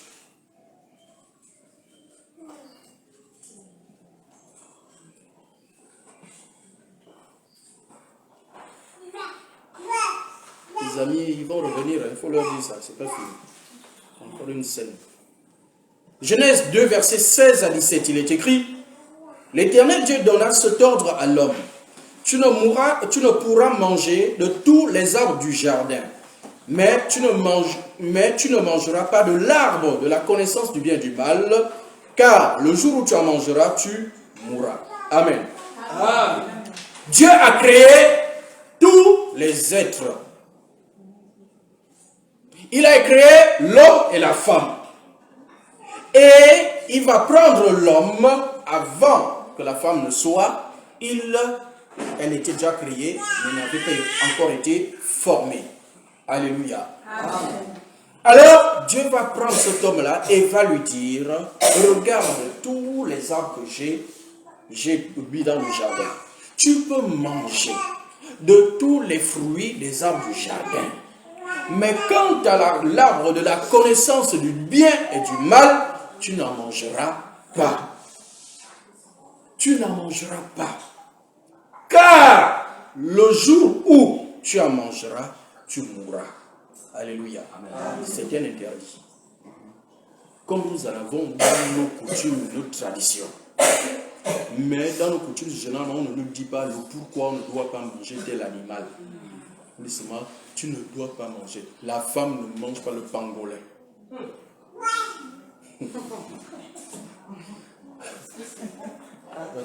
Tu entends les femmes qui... Tu sens qu'une femme qui n'est pas d'accord, elle veut manger ça. Alléluia. Amen. Et les bonnes choses, hein. Non, la femme ne doit pas manger ça. Il ne faut pas qu'elle découvre que c'est bon. C'est ça la stratégie. Mais on n'explique pas à la femme pourquoi elle ne doit pas manger ça. Pourquoi elle ne doit pas manger le pangolin? Pourquoi on ne doit pas mettre la main sous le lit? Pourquoi on ne doit pas? Pourquoi?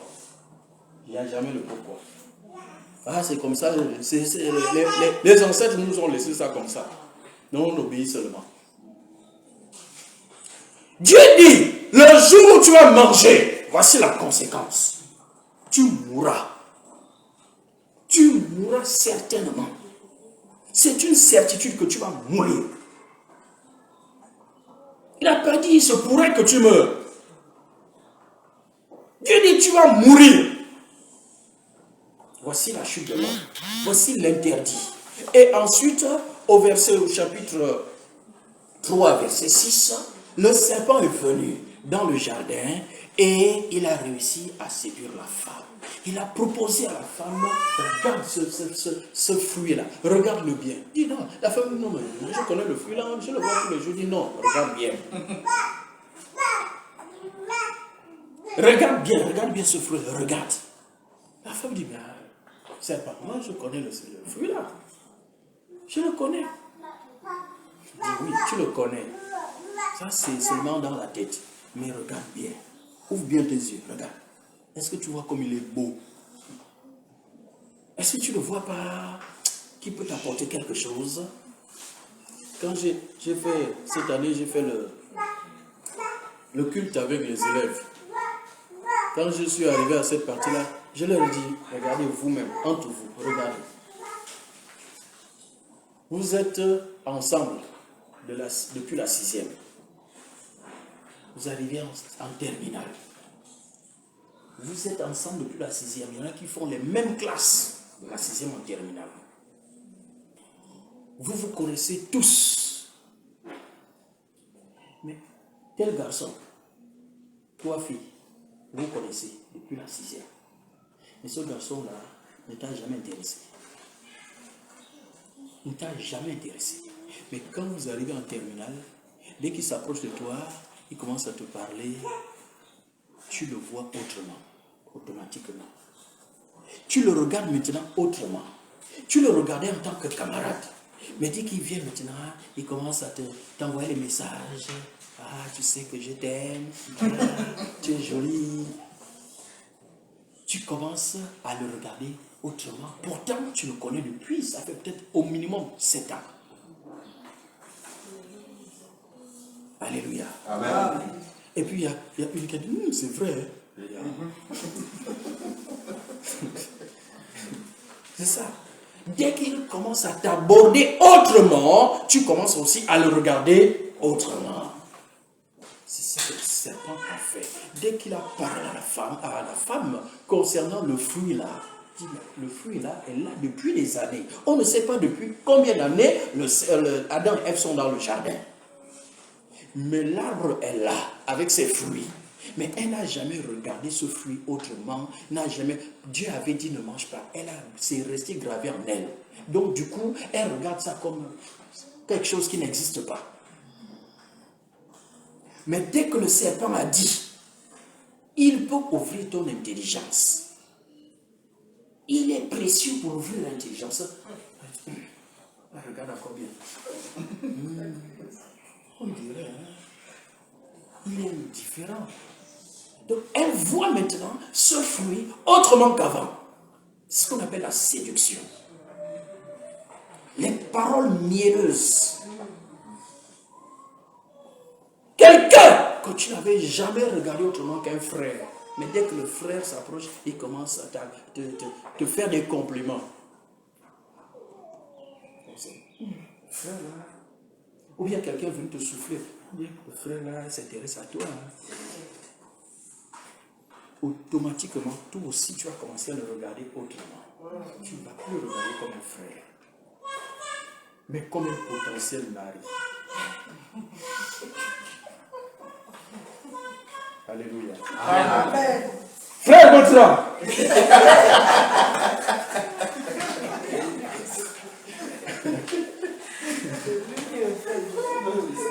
C'est lui. Alléluia. Amen. Regardez, le serpent est venu écouter. La femme vit que l'arbre était bon à manger et agréable à la vue. Elle voit ce arbre-là depuis des années. N'avait jamais vu qu'il était bon à manger, qu'il est agréable à la vue et qu'il était précieux pour ouvrir l'intelligence.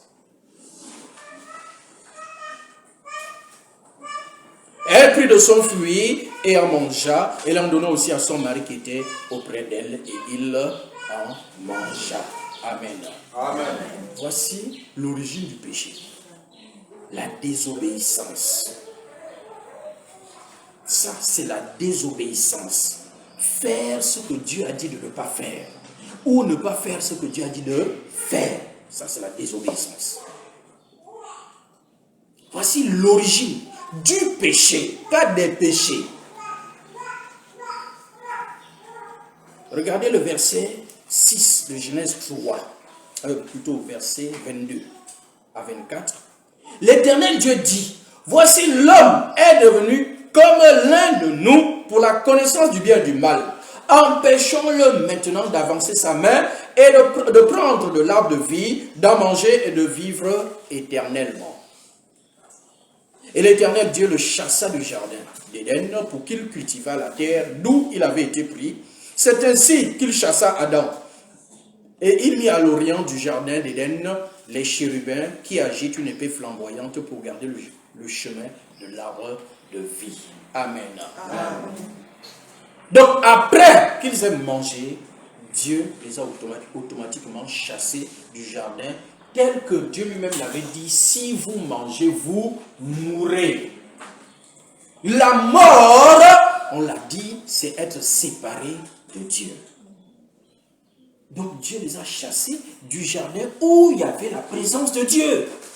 Et il y avait aussi l'arbre de la vie. L'arbre qui faisait vivre et qui nous mettait en communion avec Dieu.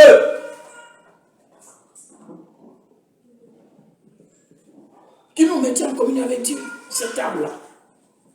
Alors Dieu les a chassés. Donc ils sont morts spirituellement. La mort spirituelle les a frappés. Ça c'est Adam et Ève. Romains chapitre 5. Romains 5 verset 12. Il y a un livre que les chrétiens n'aiment pas lire. Livre de Romains. Ici, le livre, c'est le chapitre 8. Il faut lire les chapitres 4, 5, 6, 7 aussi. Parce que là-bas, ça parle du péché à gogo. Les gens n'aiment pas. Parce que ça blesse. Romains 5, verset 12. C'est pourquoi, comme par un seul homme, le péché est entré dans le monde, et par le péché, la mort. Et qu'ainsi, la mort s'est étendue sur tous les hommes, parce que tous ont péché. Alléluia. Amen. Le péché est entré, la mort est entrée par un seul homme, par le péché. Cet homme, c'est Adam. Mais il ne s'est pas arrêté par ce seul homme-là, il s'est étendu sur tous les hommes. Parce que tous ont péché. On a tous péché par Adam. Parce que nous descendons tous d'Adam. Alléluia. Amen. Et les gens, mais comment on nous fait payer ce que les gens font, camarades? Dieu a établi comme ça. quand le concessionnaire Toyota, il fabrique sa voiture et dit, bon, pour la vitesse, première vitesse, il faut pousser devant, tu ne demandes pas pourquoi il a mis ça devant. Première, c'est devant. Mais on ne demande pas pourquoi il a mis ça devant, pourquoi il n'a pas mis ça derrière.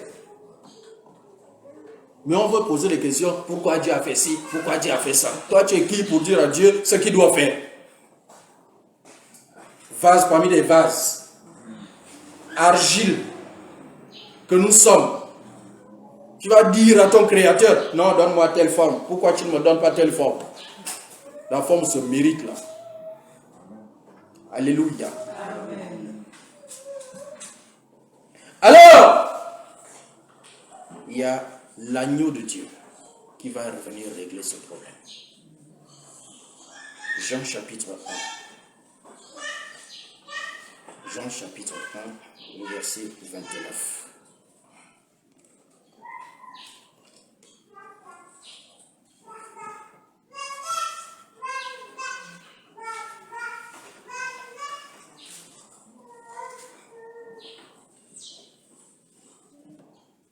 C'est ce qui est important. Ce n'est pas le fait que je sois héritier du péché qui est important, mais c'est le fait qu'il y a quelqu'un qui est venu pour me délivrer de ça.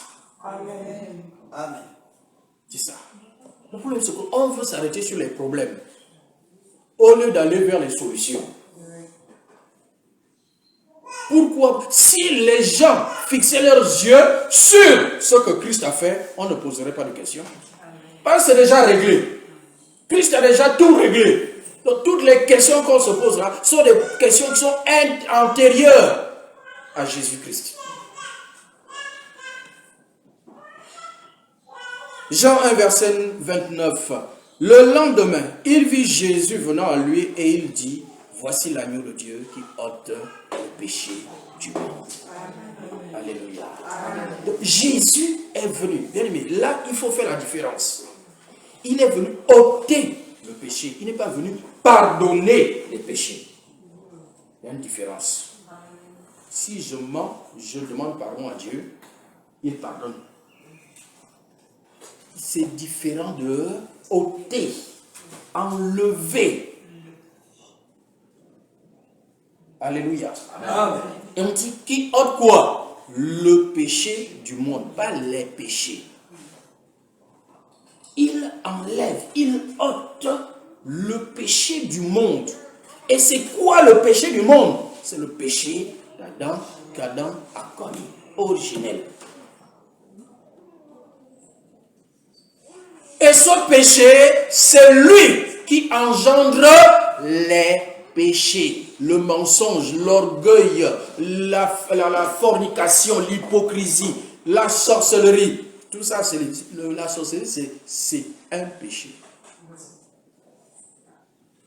Donc, l'agneau de Dieu, il vient pour ôter cet arbre qui produit les péchés. Que j'appelle le péchier, comme le manguier qui porte les mangues. Le péchier porte les péchés. Éphésiens 1, verset 7.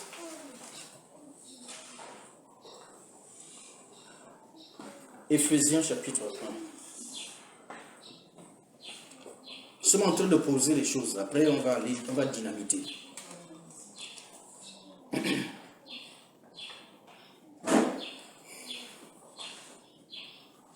Éphésiens 1, verset 7. En lui, nous avons la rédemption par son sang, la rémission des péchés selon la richesse de sa grâce. En lui qui, en Jésus-Christ, nous avons la rémission des péchés.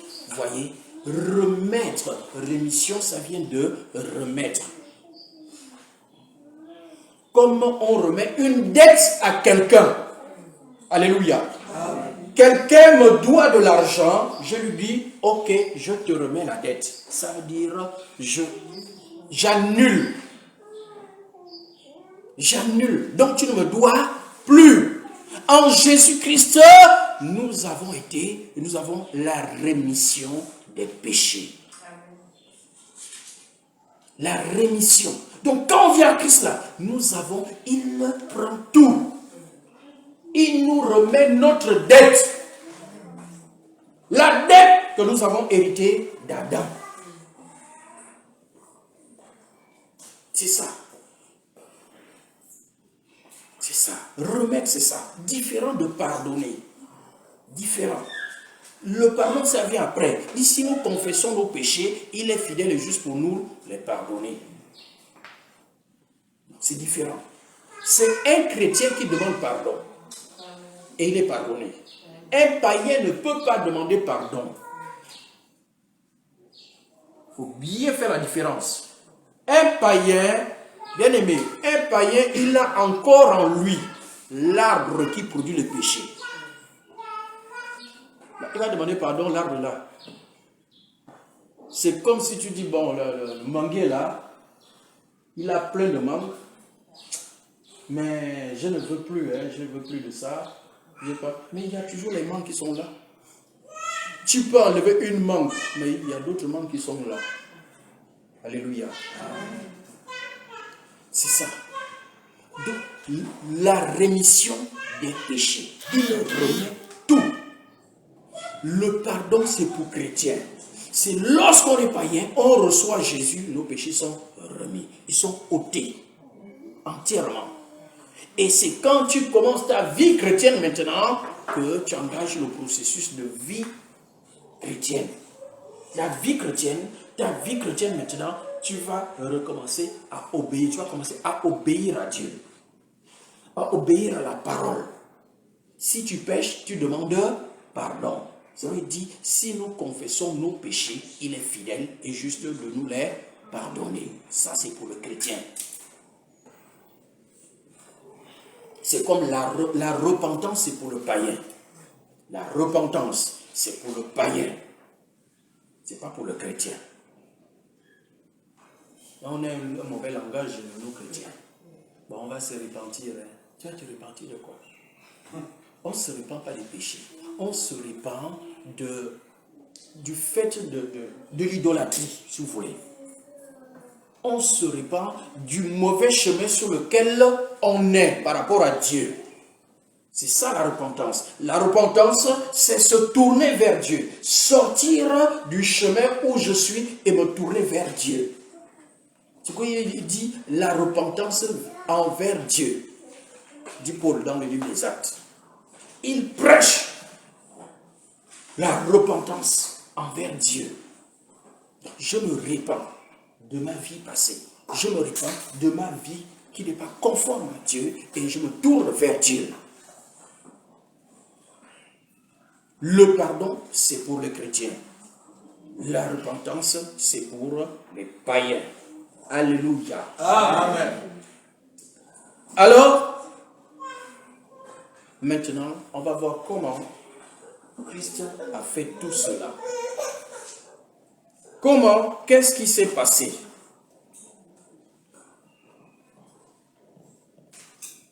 Qu'est-ce qui s'est passé à la croix pour le pardon des péchés, pour les péchés ôtés? Qu'est-ce qui s'est passé? Romains chapitre 6. Lisons Romains 6. On rentre dans la dynamique.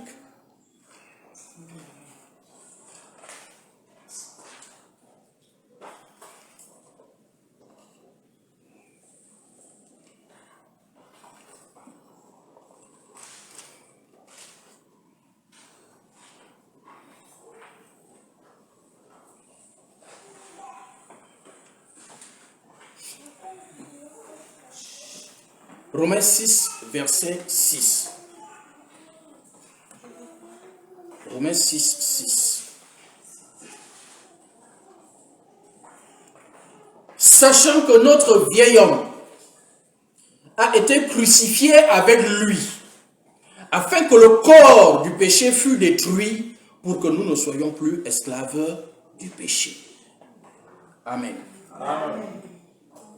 Notre vieil homme a été crucifié. Donc il y a une expression qui vient de sortir là, le vieil homme. C'est quoi le vieil homme? Revenez les amis. Dorian. Revenez. C'est quoi le vieil homme?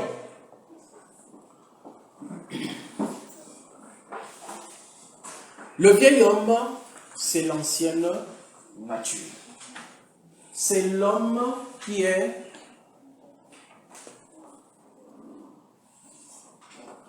sorti d'Adam. C'est l'héritier d'Adam.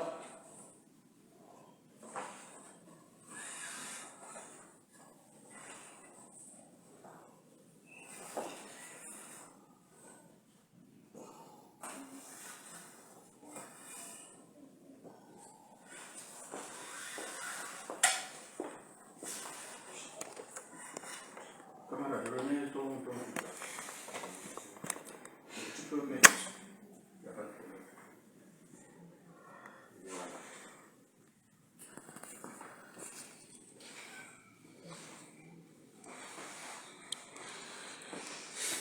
Alléluia. Amen.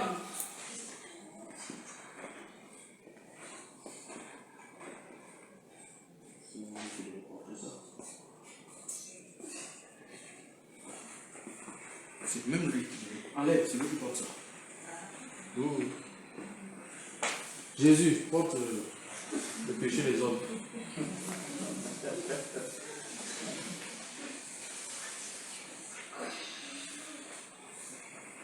Enlève ça. Tu n'as pas encore ça.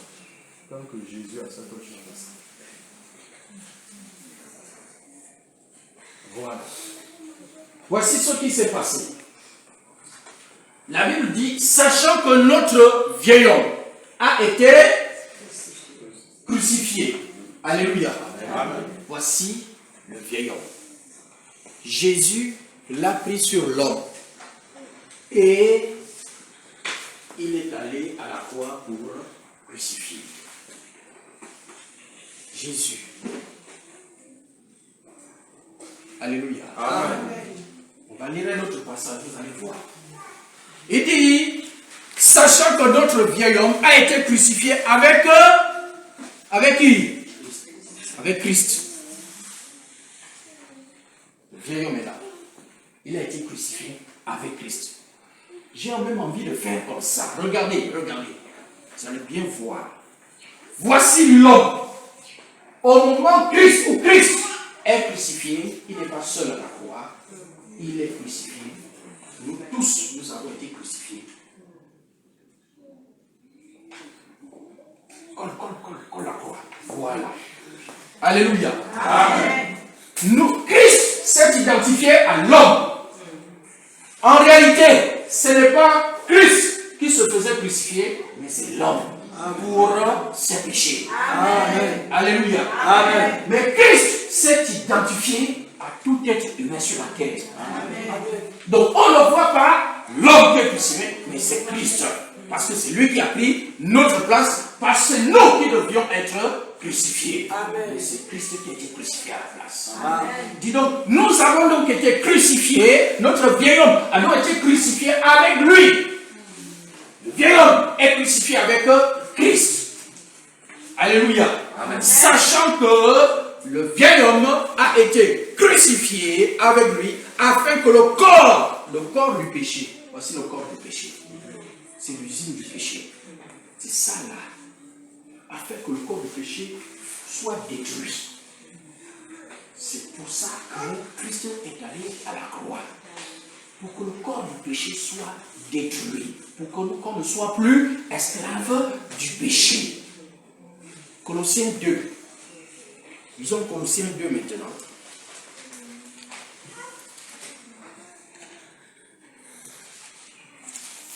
Colossiens chapitre 2, les versets 12 et 13.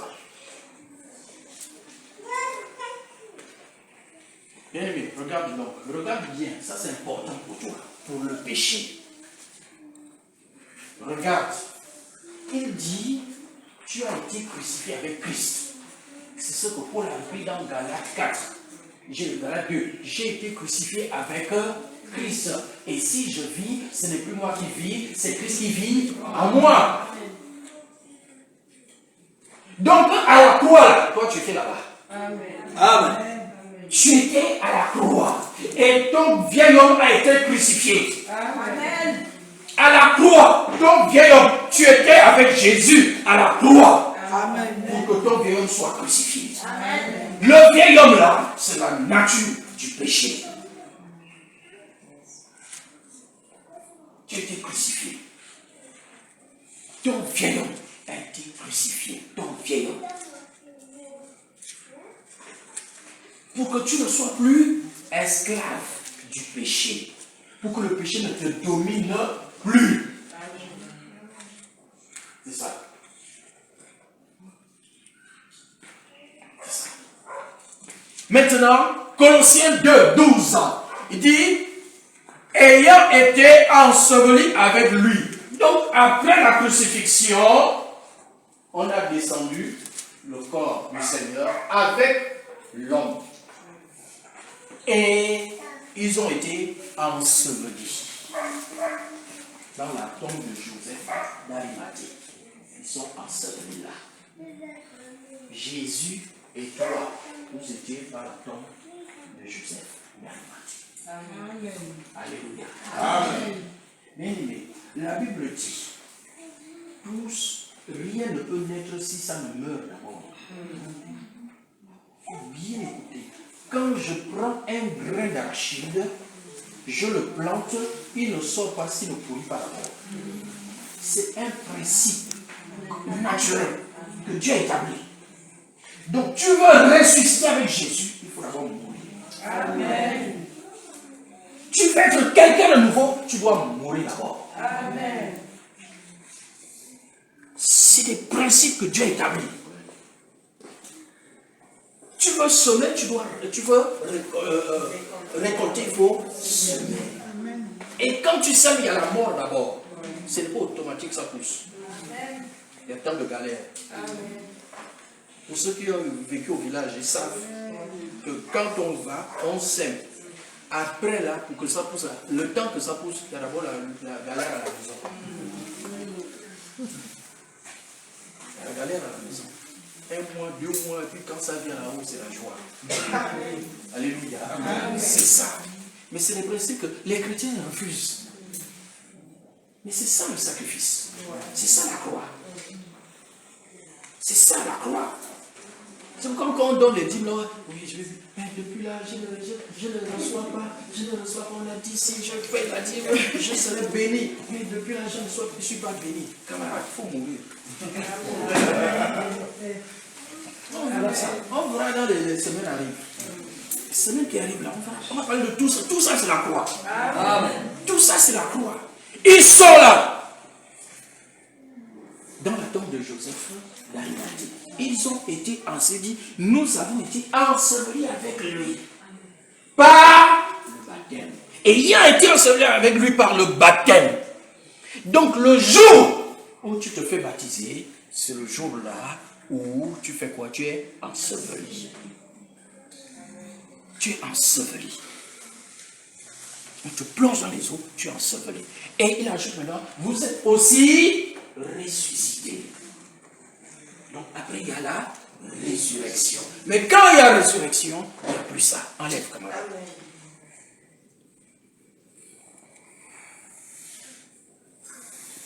Quand il y a la résurrection, il n'y a plus ça. Jésus n'a plus ça.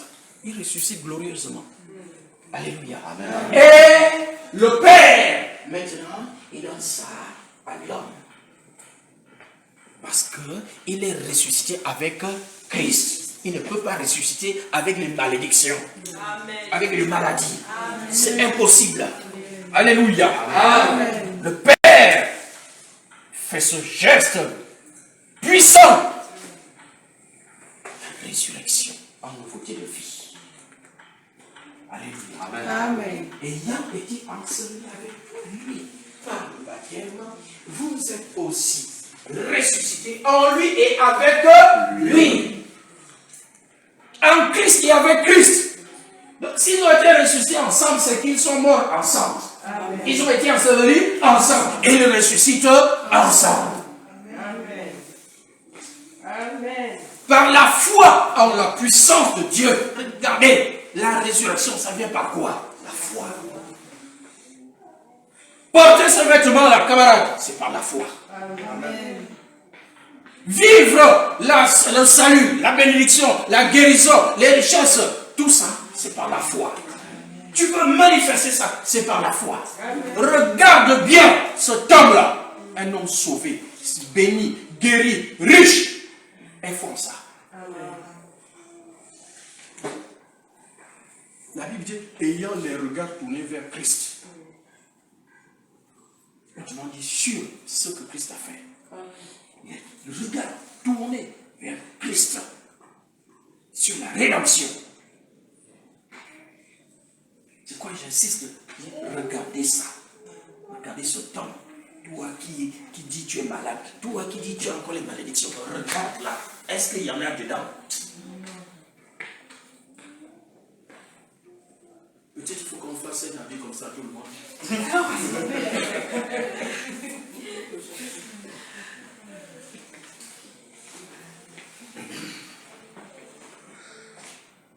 Vous qui étiez morts par vos offenses et par l'incirconcision de votre cœur, de votre chair, il vous a rendu à la vie avec lui en nous faisant grâce pour toutes nos offenses. Toutes nos offenses. Il nous a rendu à la vie. Nous qui étions morts à cause de l'incirconcision de notre chair, il nous a ramenés, il nous a rendus à la vie. Mais c'est par la foi qu'on prend ces choses-là. C'est par la foi. Donc Christ, qu'est-ce qu'il a fait? Il a pris tous tes péchés. Il a pris l'arbre qui produit le péché là, qui est ça. Il a pris ça et puis il a crucifié. L'arbre qui produit les péchés. Christ l'a crucifié. Donc il n'est plus sur toi, il n'est plus en toi. Amen.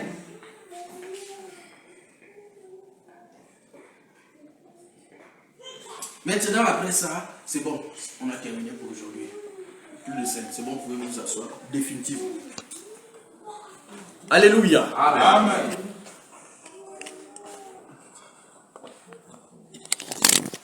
Et il se trouve malheureusement que après cela, il y en a qui luttent encore avec le péché. Il y en a qui luttent avec l'idolâtrie. Il y en a qui luttent avec le mensonge, qui luttent avec la colère, qui luttent avec la fornication, qui luttent.